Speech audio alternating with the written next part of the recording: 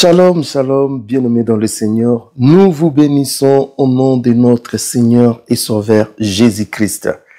Grande est notre joie de venir encore chez vous pour partager la parole de la vérité, l'évangile véritable de notre Seigneur et Sauveur Jésus-Christ. Soyez bénis pour votre attachement à la vérité, soyez bénis pour votre amour et soyez bénis également pour la confiance que vous nous accordez.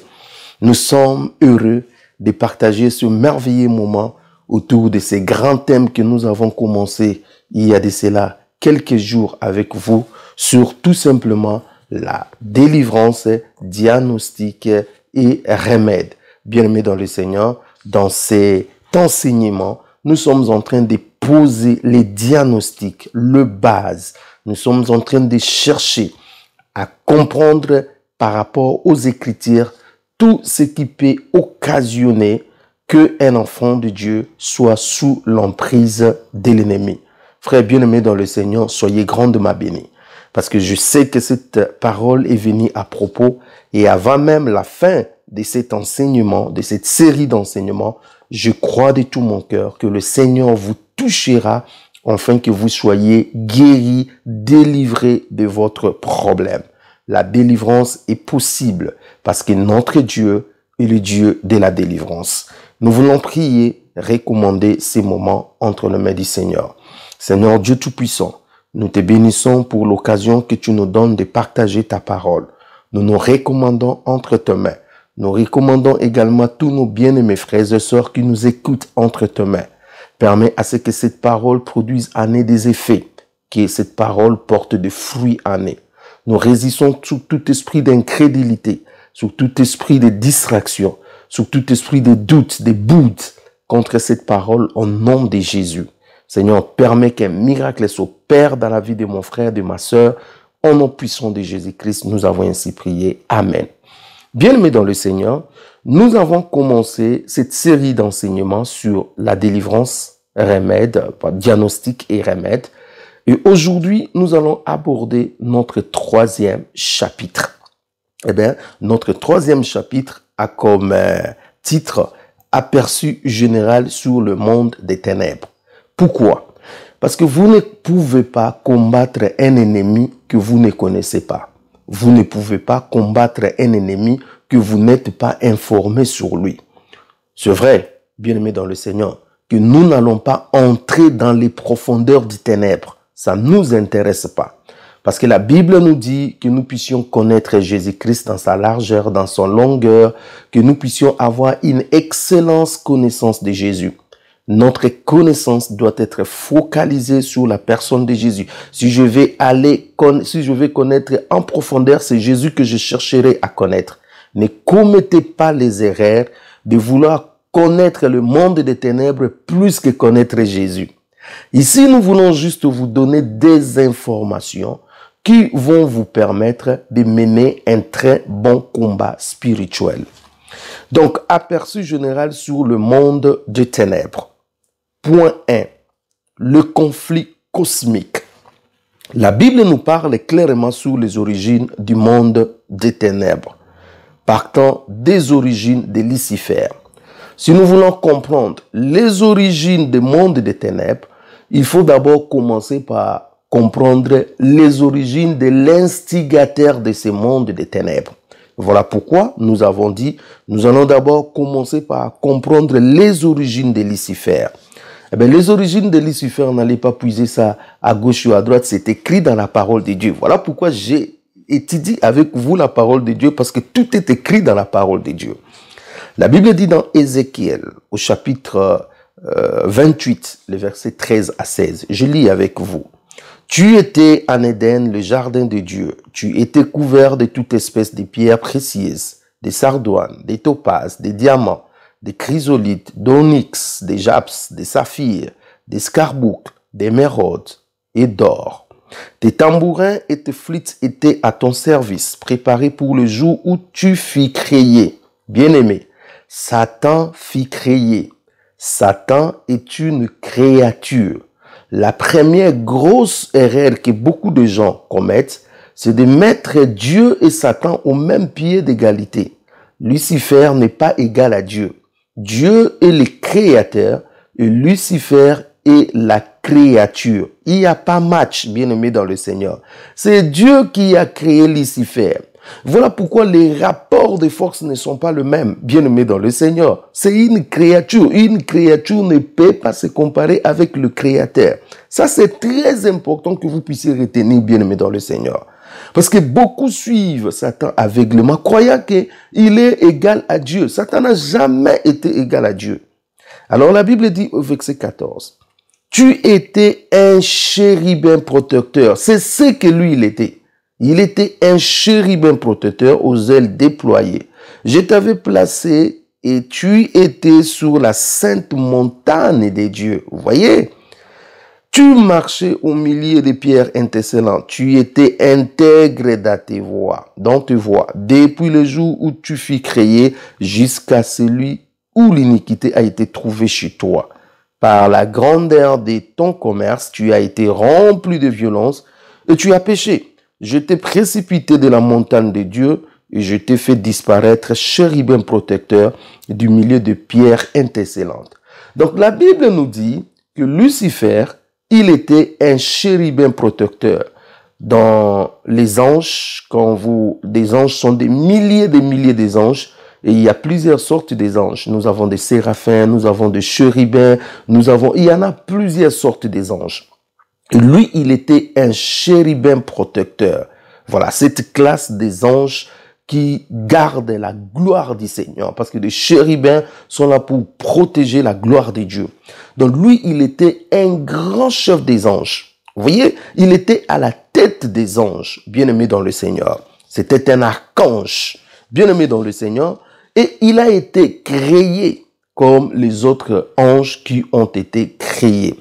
Et il était créé tellement beau jusqu'à ce que la Bible dit l'iniquité est entrée dans son cœur. Si vous voulez voir les grains du péché et de sa rébellion, c'est mieux de le voir dans Ésaïe au chapitre 14, 12 à 15. La Bible dit, « Te voilà tombé du ciel, astre brillant, fils de l'aurore, tu étais abattu à terre, toi le vainqueur des nations. Écoute le péché d'où est venu dans le cœur de Lucifer. » Verset 13. « Tu disais en ton cœur, je monterai au ciel. J'élèverai mon trône au-dessus des étoiles de Dieu. » Les étoiles sont des anges. Donc, au-dessus des anges, il va élever son trône. « Je m'assurerai sur la montagne de l'ensemble. » Ça soit sur le royaume, à la tête, à l'extrémité du septentrion. « Je monterai sur le sommet des nuées. » Vous voyez, sur le sommet. Et il dit, « Je serai semblable au Très-Haut. » Mais tu as été précipité dans le séjour des morts, dans les profondeurs de la fosse. Vous voyez, son cœur, il y a eu un péché d'orgueil. Vous voyez, voilà pourquoi l'orgueil, c'est quelque chose de très dangereux. Parce que l'orgueil, c'est le péché original. Ce qui a fait que le diable puisse pécher, c'est l'orgueil. Vous voyez, il faut faire très attention avec l'orgueil. Voilà pourquoi la Bible dit, l'orgueil précède la chute.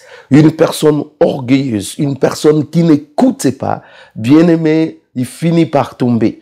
Et une personne qui a l'orgueil doit savoir qu'il a le même péché que Lucifer, le péché d'origine. Donc bien aimé, nous voyons ici dans Ésaïe la rébellion et les grains de l'orgueil commencent à entrer dans Lucifer. Et Lucifer a commencé à mettre un plan en alliant les anges, en entraînant les anges dans sa rébellion, dans le but d'invexer Dieu, de mettre son trône au-dessus des étoiles, d'être semblable au Très-Haut. Voilà la créature qui ne s'est pas contenter de sa position de la créature. Eh bien, la créature veut tout simplement devenir comme son maître, comme le créateur. Voilà, bien-aimés dans le Seigneur, d'où est venue la rébellion. Je crois que dans le livre, nous viendrons avec des forts détails. Alors, la Bible nous dit qu'il a été expulsé au ciel. mais seulement il n'a pas été expulsé seul, parce qu'il avait déjà fait un travail de séduction où il a réussi d'allier quand même un bon nombre des anges avec lui.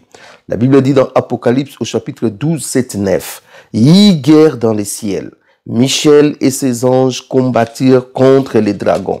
Et les dragons et ses anges combattirent. » Vous voyez, un groupe des anges, ils ont été pris par son piège. Ils l'ont entraîné et ils ont entraîné la rébellion au ciel. Et Michael, l'un des principaux anges, un archange puissant, bien aimé dans le Seigneur. Dans la Bible, on nous parle juste, je crois, des 3 anges. Il y a Michael, il y a Lucifer, voilà, Satan, et puis il y a Gabriel. Voilà les 3 anges que la Bible parle. Tous les restes des noms que j'entends, tel, machin, je ne sais pas d'où les gens ont tiré ça, bien aimé. C'est extra-biblique. Limitons-nous à ce qui est important. Si Dieu ne nous a pas donné de connaître le nom des anges, le nom des démons, parce qu'il a estimé que ce n'était pas important. Mais si nous voulons commencer à faire le travail d'aller, je me pose la question d'où les gens tirent tous ces noms-là. C'est pas biblique. Donc la Bible nous parle ici de Michel et ses anges combattirent contre les dragons. Les dragons, c'est Satan. Et les dragons et ses anges combattirent, mais ils ne firent pas le plus fort. Et leur place ne fut plus trouvée dans le ciel. Et il fit précipiter les dragons, le serpent ancien appelé le diable et Satan, celui qui séduisit toute la terre. Il fit précipiter sur la terre et ses anges furent précipités avec lui. Bien-aimés dans le Seigneur, ici, nous voyons que Satan a été précipité avec ses démons. Ils ont été tout simplement précipités. On les a chassés.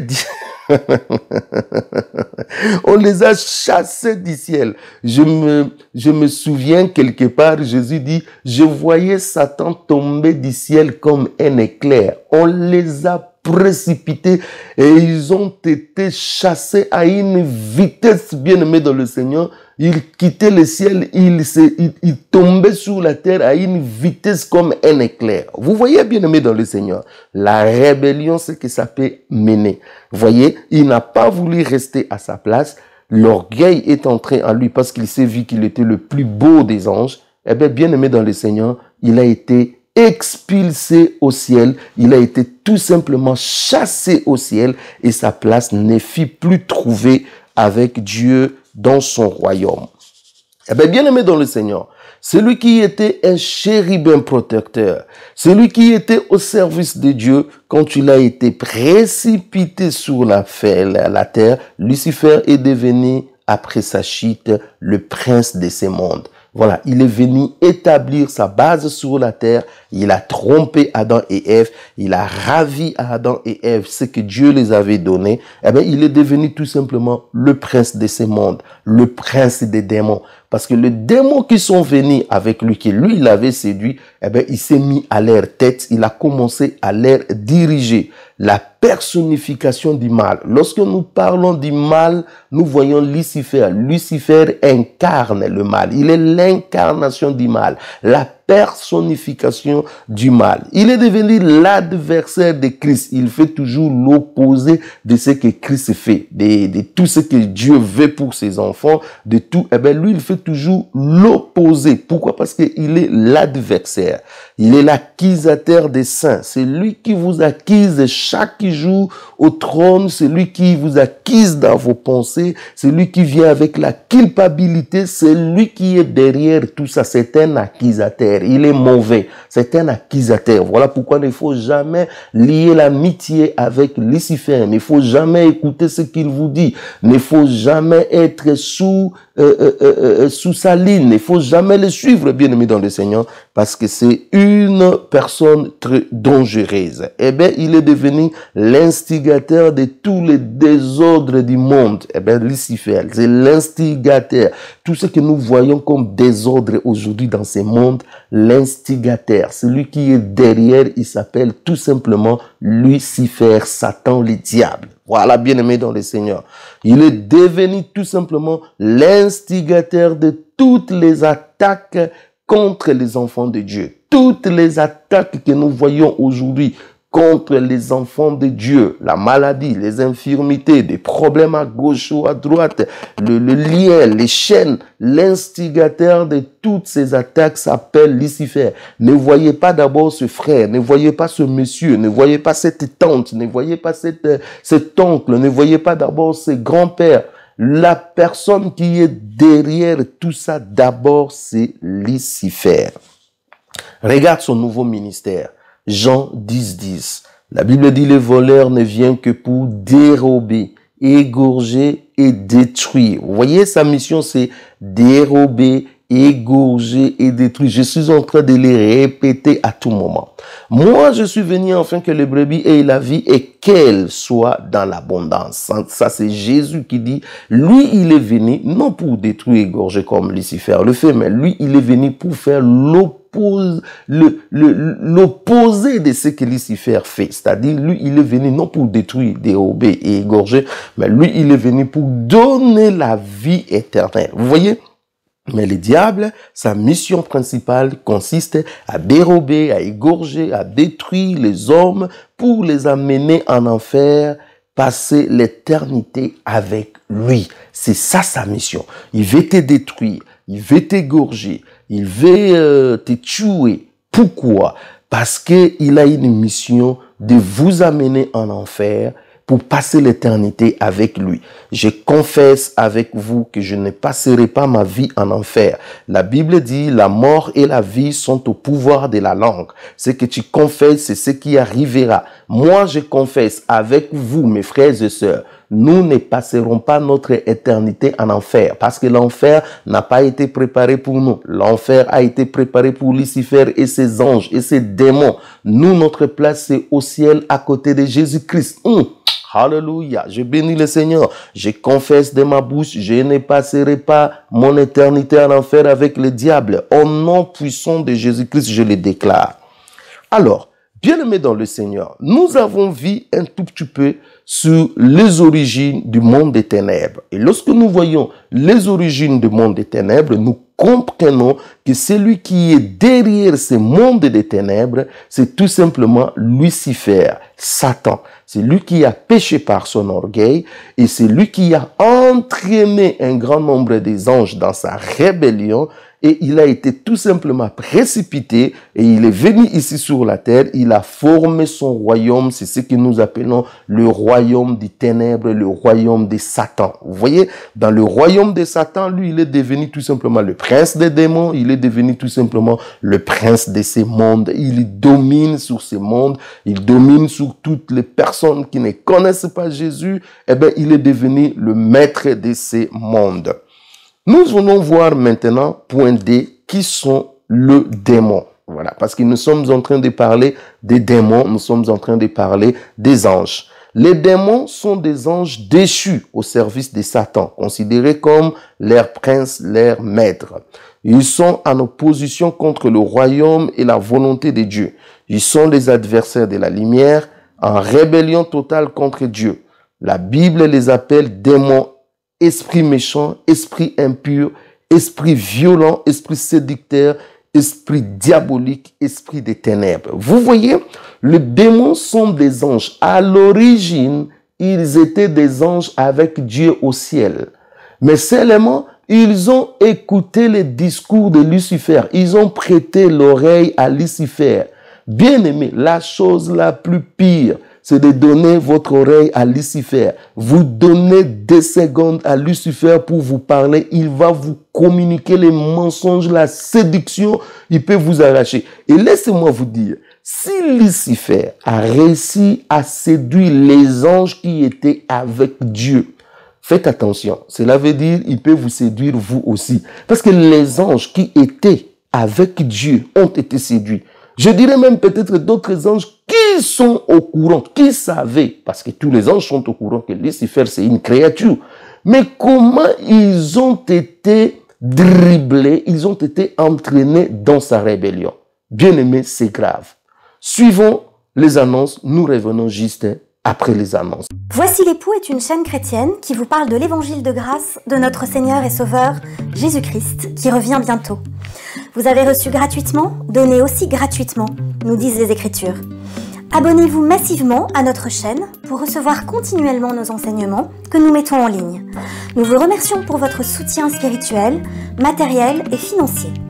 Si vous désirez recevoir nos livres, Le système de contrôle, Le triomphe de la croix, L'Armageddon, Le principe universel du choix, et plus spécialement notre nouveau livre sur la délivrance, Diagnostic et remèdes, nous vous prions de nous faire parvenir sur notre numéro WhatsApp, plus 243 81 507 15 15, votre nom complet, votre adresse postale et le titre du livre que vous désirez.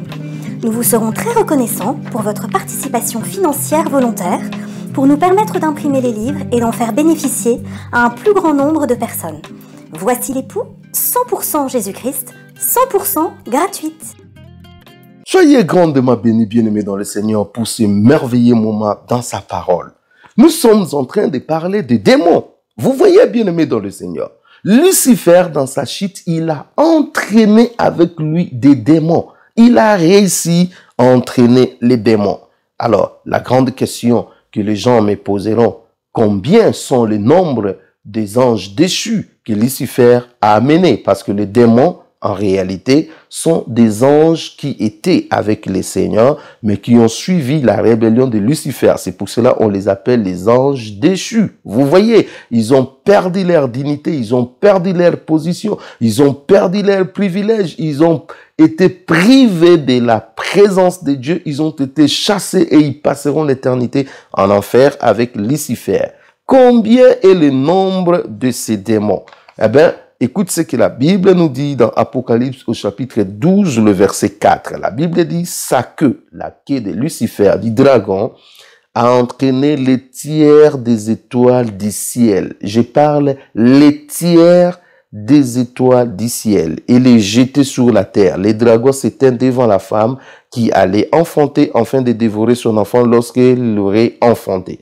Donc ici, la Bible dit que les tiers des anges ont été entraînés.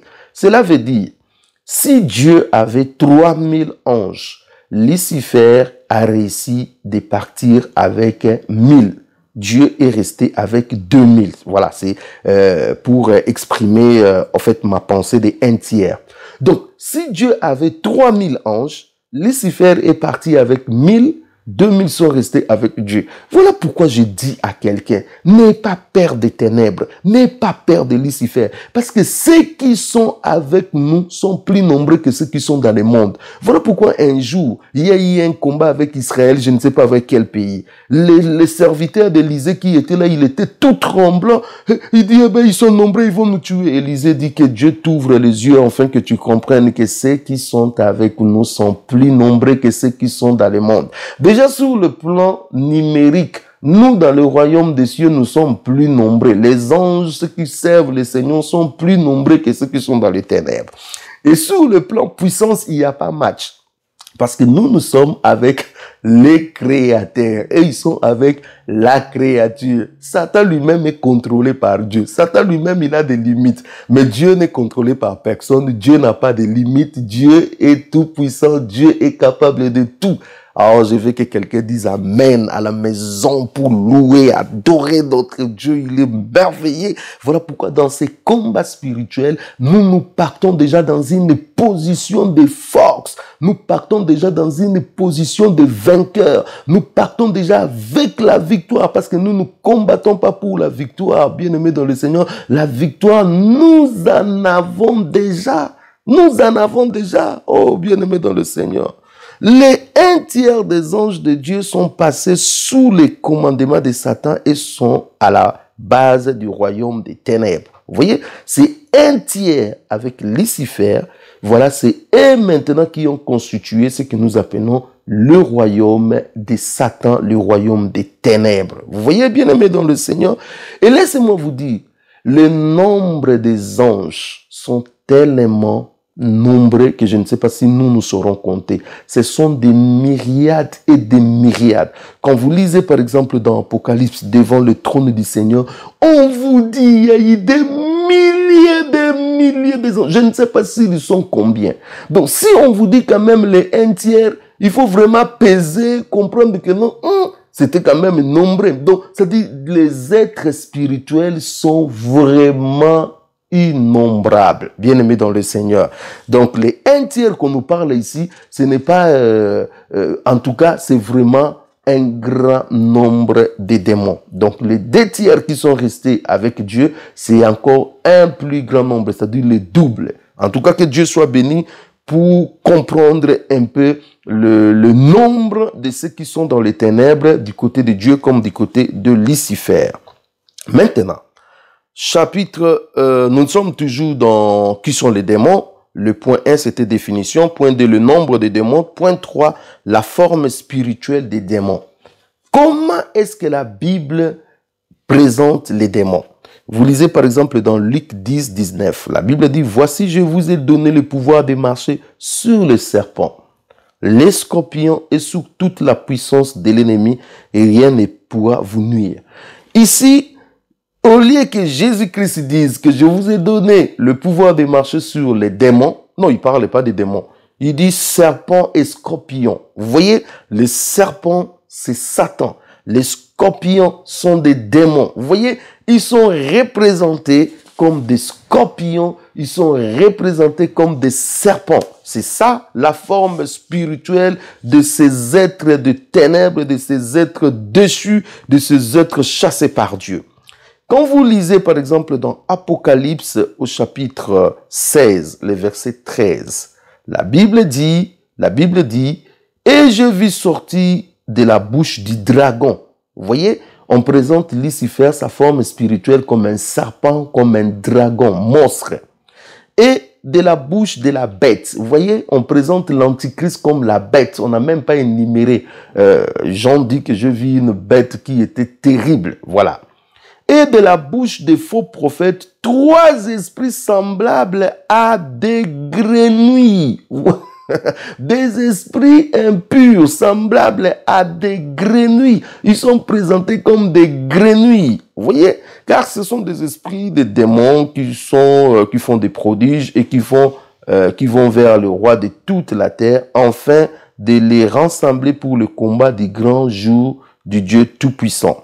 Donc, spirituellement, vous voyez que les diables sont comme les êtres des ténèbres sont comme le dragon, Satan lui-même, comme la bête, comme des grenouilles. Quelque part dans Apocalypse, on nous dit que ils étaient semblables à des sauterelles. Lorsqu'on a ouvert les puits de l'abîme, je vis la fumée monter et je vis des sauterelles. Vous voyez, bien aimé dans le Seigneur, les sauterelles sont sorties du puits de l'abîme. Les sauterelles là sont des démons. Vous voyez, ils sont présentés comme les dragons, les serpents, la bête, les grenouilles, les sauterelles, ainsi de suite. Bien aimé dans le Seigneur, c'est pour cela que la Bible dit, il va restaurer, il va nous restituer les années qu'on mangeait des sauterelles. Les démons ont bouffé des choses dans votre vie, les démons ont détruit des choses dans votre vie, et bien aimé, le Seigneur dit, il va les restituer. Les sauterelles sont l'image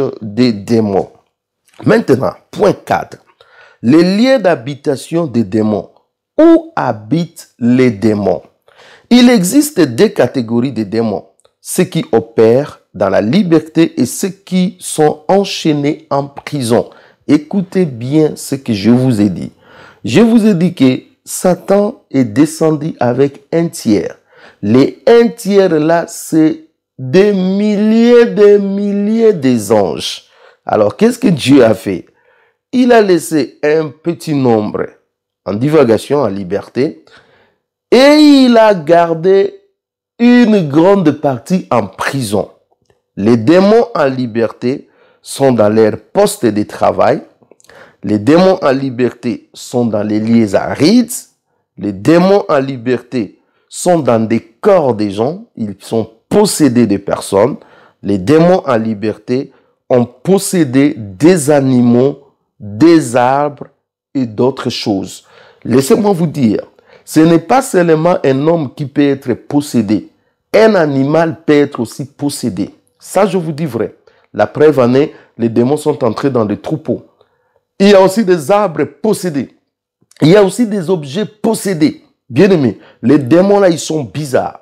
Ils peuvent entrer dans un animal, ils peuvent posséder un arbre, ils peuvent posséder un objet, ils peuvent posséder quelque chose. Bien aimé, ils sont terribles. Donc, le premier groupe, c'est ceux qui sont attachés à leur poste pour diriger le pays, les quartiers, ainsi de suite. Et puis, il y a ceux qui sont dans les lieux arides parce qu'ils cherchent une personne, ils vont posséder, ils n'en trouvent pas, ils sont dans les lieux arides. Et puis, il y a ceux qui sont dans les corps des gens. Et puis, il y a ceux qui sont dans des objets, dans ceci, cela, ils possèdent. Matthieu au chapitre 12, 43 à 44. La Bible dit, lorsque l'esprit impur est sorti d'un homme, il va par les lieux arides cherchant du repos. Et il n'en trouve point. Alors il dit, je retournerai dans ma maison d'où je suis sorti. Et quand il arrive, il la trouve vide, balayée et ornée. Vous voyez, lorsque l'esprit impur sort d'un homme, c'est-à-dire il habitait dans la personne, la Bible dit, il va dans le lieu aride, un autre endroit. Mais seulement dans le lieu aride, il n'est pas bon. Il ne se sent pas à l'aise. Il ne trouve pas un bon repos là-bas. Il dit, je vais retourner dans la personne. Donc nous voyons que les démons peuvent être dans les lieux arides, chez les personnes, ainsi de suite. Alors, là maintenant, nous avons parlé des démons qui sont en liberté. Des démons qui opèrent les jours dans ces mondes. Mais il y a, comme je dis, d'autres démons qui sont enchaînés. Et laissez-moi vous dire, une grande partie des démons sont enchaînés. Écoute ce que la Bible dit. Les démons sont enchaînés dans les abîmes des ténèbres. Nous pouvons voir ça dans 2 Pierre, au chapitre 2, le verset 4. 2 Pierre, chapitre 2, le verset 4. La Bible dit, car si Dieu n'a pas épargné les anges qui ont péché, vous voyez, les anges qui ont péché, Dieu ne les a pas épargnés. Il les a précipités, il les a chassés. La Bible dit, mais s'il les a précipités dans les abîmes des ténèbres et les réserve pour le jour de jugement. Donc nous voyons que non seulement le Seigneur les a précipités sur la terre, mais il les a précipités encore dans les abîmes des ténèbres. Ils sont là dans les abîmes des ténèbres. Les abîmes, c'est une grande prison, auquel les démons sont précipités, les démons sont là-bas. Quand vous voyez dans Jude au chapitre 1, le verset 6, nous lisons avec vous dans Jude au chapitre 1, le verset 6, la Bible dit qu'il a réservé pour le jugement du grand jour, enchaînés éternellement par les ténèbres, les anges qui n'ont pas gardé leur dignité, mais qui ont abandonné leur propre demeure. Ici, la Bible dit, les anges qui n'ont pas gardé leur dignité, qui ont abandonné leur propre demeure, Dieu les a enchaînés éternellement par les ténèbres. Donc, là où ils sont dans les abîmes des ténèbres, ils sont enchaînés. C'est-à-dire un grand nombre de démons, peut-être vous ne le savez pas, ils ne sont pas en divagation. Parce que regarde, lorsque les démons ont été précipités sur la terre, il y a eu un chaos, il y a eu un désordre. Imaginez-vous, les démons représentent les ténèbres. C'est tout à fait normal qu'il y ait les ténèbres. Là où il y a les démons, il y a les ténèbres. La Bible dit par exemple, Jésus qui marchait du contrée des Zaboulons, les peuples qui étaient assis dans le ténèbre a vu la lumière. Donc la présence des démons attire les ténèbres sur le plan spirituel. C'est pour cela, bien aimé dans le Seigneur, lorsque les démons sont trop en liberté, il y a trop de ténèbres. Et le Seigneur ne pouvait pas accepter que, avec le peu de nombre que nous avons, eh bien, tous ces démons soient en liberté. Mais en tout cas, ça allait être un chaos, bien aimé, ça allait être un chaos. C'est pour cela, merci Seigneur. Il a pris soin de garder ces démons dans les abîmes des ténèbres en attendant le jugement dernier pour être directement jetés en enfer. Donc, les plus grands nombres de démons sont dans les abîmes de ténèbres. Alors, nous lisons dans Apocalypse au chapitre 20, le verset 1 à 3. Ici, on nous parle du règne millénaire. Lorsque le Seigneur descendra dans la guerre d'Armageddon et qu'il voudra entrer dans le millénaire, qu'est-ce qui va se passer? La Bible dit, puis je vis descendre du ciel un ange. Vous voyez, il est descendu du ciel un ange qui avait la clé de l'abîme. L'abîme, je vous ai dit, c'est là où les démons sont gardées, elles sont emprisonnées dans les chaînes des ténèbres. Vous voyez, la Bible dit, et une grande chaîne dans sa main. Voilà, l'ange qui descendait avait la Bible, il avait la clé, il avait aussi la chaîne entre ses mains. La Bible dit, il saisit les dragons, les serpents anciens, qui est le diable et Satan, et il les lia pour 1000 ans. Oh my God, j'aime ces versets. Bien aimé, un seul ange. C'est pour cela qu'il n'y a pas match entre la créature et les créateurs. Ici, Dieu n'envoie pas une armée des anges. Dieu n'envoie pas 1000 anges.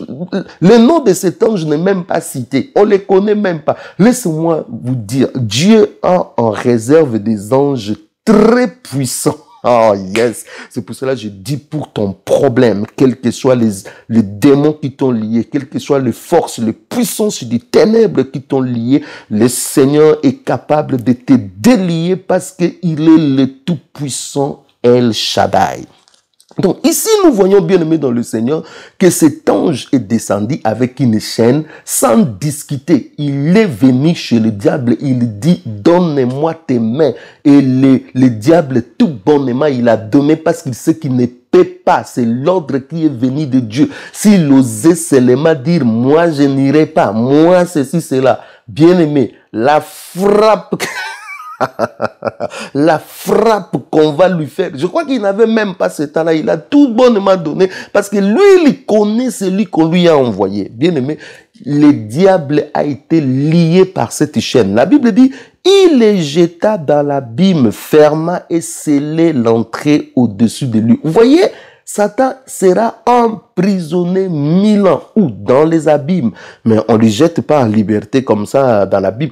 Avant qu'un démon soit jeté dans l'abîme, il est d'abord enchaîné. Oh, c'est incroyable, bien aimé dans le Seigneur. Donc la prison ne suffit pas. On l'enchaîne d'abord. C'est pour cela que nous avons vu là où nous avons vu. Enchaînés éternellement. Ils sont enchaînés. Vous voyez, même Satan lui-même sera enchaîné, ensuite jeté dans l'abîme où il va passer 1000 ans là-bas jusqu'à ce qu'il sera relâché pour l'arme, les Gog à Magog. Vous voyez? Alors, quand vous lisez dans Luc au chapitre 8, 30 à 33, Luc 8, 30 à 33, la Bible dit, Jésus lui demanda, quel est ton nom? Une personne qui était possédée des esprits, eh bien, les esprits ont réagi, se sont manifestés. Jésus lui pose la question, quel est ton nom? Légion, répondit-il. Jésus n'a pas voulu dialoguer avec les démons, mais si le Seigneur a posé cette question, c'était dans l'intention de nous faire seulement remarquer qu'une personne peut habiter par plusieurs démons. Une personne peut habiter par un ou par plusieurs démons. Et ici, nous voyons que cet homme, il dit son nom, c'était Légion, car plusieurs démons étaient entrés en lui. Or, une légion romaine, quand nous parlons de légion à ce moment-là, une légion romaine pouvait avoir 3500 à 5000, même voire plus de 5000. Donc, si nous faisons une moyenne, nous disons que cet homme pouvait être habité par 5000 démons. C'est incroyable. Voilà pourquoi c'était la totale. Voilà, c'était la totale avec cet homme. Parce que le nombre de démons qui avaient pris en otage son esprit, son âme et son corps, eh bien, c'était tellement nombreux. La Bible dit que, parce qu'il en avait beaucoup. Et ils prièrent instamment Jésus de ne pas leur ordonner d'aller dans l'abîme. Vous voyez, les démons ont prié instamment Jésus, s'il vous plaît, ne nous envoyez pas dans l'abîme. Mais pourquoi ils ont refusé? Pourquoi ils n'ont pas voulu aller à l'abîme? Pourquoi ils supplient Jésus de ne pas les envoyer à l'abîme? Tout simplement parce que l'abîme, c'est la prison. Ils seront enchaînés et ils seront jetés là-bas, emprisonnés en attendant le feu éternel. C'est pour cela qu'ils ont dit, un peu de notre liberté ici, Seigneur, s'il te plaît, ne nous envoyez pas là-bas. Donc l'abîme, c'est la prison. Et il y avait là dans la montagne un grand troupeau de pourceaux qui pesait. Et les démons suppliaient Jésus de leur permettre d'entrer dans ces pourceaux. Vous voyez, il est leur permis. Les démons sortirent de cet homme, entrèrent dans les pourceaux et les troupeaux se précipitant dans des pentes escarpées dans les lacs et se noya. Vous voyez, les démons sont entrés dans les troupeaux. Vous voyez, c'est pour cela que je dis qu'un démon peut entrer dans un animal, un démon peut posséder un arbre, un démon peut posséder un objet. Vous voyez? Donc, les démons redoutent l'abîme. Les démons redoutent l'abîme comme pas possible. Quand vous voyez, bien-aimés dans le Seigneur, Apocalypse chapitre 9, 1 à 3, la Bible dit, Apocalypse chapitre 9, 1 à 3, écoute ce que la Bible dit. Le 5e ange sonna de la trompette, et j'ai vu une étoile qui était tombée du ciel sur la terre. La craie du puits de l'abîme lui fut donnée, et elle ouvrit le puits de l'abîme, et il monta du puits une fumée comme la fumée d'une grande fournaise. Et le soleil et l'air furent obscurcis par la fumée du puits. De la fumée sortit des sauterelles, qui se répandit sur la terre, et il leur fit donner un pouvoir comme le pouvoir qu'ont les scorpions de la terre. Regardez bien la scène. Un démon va recevoir la clé, le droit d'aller ouvrir. Et là, nous sommes à la fin des temps. Bien aimé, laissez-moi vous dire une chose. Plus nous arrivons à la fin des temps, plus nous arrivons à à l'arrivée de l'Antichrist, plus nous arrivons vers la fin de toutes choses, le puits de l'abîme sera ouvert et les démons vont sortir. Et les conditions de la terre, sur le plan moral, sur le plan spirituel, va aller de mal en pire. Voilà pourquoi, quand vous regardez le tableau qu'a peint l'apôtre Paul, vous allez voir que c'est grave. La Bible dit, dans les derniers jours, les gens seront ingrats, irréligieux, tout. Ça dit, c'est la totale dans les derniers jours. Vous voyez, bien aimé dans le Seigneur. Pourquoi? Parce que le puits de l'abîme sera ouvert. Et lorsque le puits de l'abîme, je vous dis, c'est la prison des démons. Et lorsque le puits de l'abîme a été ouvert, la Bible dit, il se passe la fumée qui est sortie et qui va aller attaquer le soleil. Le soleil, c'est la lumière. Le soleil, c'est la vérité. Jésus est le soleil de la vérité. C'est-à-dire, le fumée, c'est l'influence du ténèbre, l'influence de Satan, l'influence des démons qui va réduire la lumière, c'est-à-dire de plus en plus la véritable parole, la lumière véritable des enfants de Dieu va disparaître. Voilà pourquoi Jésus a posé la question, quand le Fils de l'homme viendra, trouvera-t-il la foi? Pourquoi? Parce que peu de temps avant son arrivée, beaucoup de gens seront séduits. La véritable foi va disparaître. Pourquoi? Parce qu'il y aura une forte influence du monde des ténèbres qui vont amener ce que nous appelons les doctrines des démons. La Bible nous en parle des doctrines des démons, les doctrines pernicieuses qui amènent les gens en enfer. Bien-aimés dans le Seigneur, écoutez ce que la Bible nous dit, qui de ces fumées va sortir des sauterelles. Des sauterelles, je vous ai dit, ce sont des démons. Vous voyez, ils sortent de l'abîme et ils ont le même pouvoir que les scorpions. Jésus a dit, vous marcherez sur les serpents, les scorpions. Vous voyez, les démons sont logés où? Dans les abîmes des ténèbres. Voilà un peu, bien aimé dans le Seigneur, ce que nous pouvons voir sur les démons dans un premier temps. Nous allons continuer notre étude demain, bien aimé dans le Seigneur, pour aller découvrir encore d'autres choses par rapport à la parole de Dieu. Bien aimé dans le Seigneur, nous voulons prier et vous recommander entre les mains du Seigneur. Seigneur Dieu Tout-Puissant, nous savons que les forces du ténèbre, nous savons que les forces du mal sont là. Nous savons aussi que ceux qui sont avec nous sont plus nombreux que eux. Voilà pourquoi ta parole nous dit, les anges sont au service de ceux qui héritent le salut. Nous te bénissons parce que tu es tout puissant et tu contrôles toutes choses. Tu contrôles les séjours des morts. Tu contrôles Satan. Tu contrôles ses démons. Tu contrôles les puits de l'abîme. Voilà pourquoi Jésus pouvait dire, j'étais mort et je suis ressuscité. Je tiens entre mes mains la clé de l'abîme et des séjours des morts. Oh yes, merci Seigneur. Toutes choses te sont soumises est sous tes pieds. Au nom puissant de Jésus, je déclare à ce que mes frères et sœurs soient, oh mon Dieu, sont libres, mes frères et sœurs sont puissants, mes frères et sœurs vivent quelque chose de spécial parce que celui qui est avec eux est plus grand que celui qui est dans les mondes. Nous te bénissons pour ce merveilleux moment. Soutiens-nous, donne-nous la foi, donne-nous à comprendre que tu es le Dieu tout-puissant. Soyez bénis, bien-aimés, dans le Seigneur, au nom puissant de notre Seigneur et Sauveur Jésus-Christ. Amen. Nous avons terminé pour aujourd'hui. Nous allons continuer demain à 22h dans votre chaîne YouTube. Voici l'époux. Merci, bien-aimés, pour votre soutien, pour vos encouragements, pour tout ce que vous faites pour que l'évangile de Jésus-Christ puisse aller aux extrémités de la terre.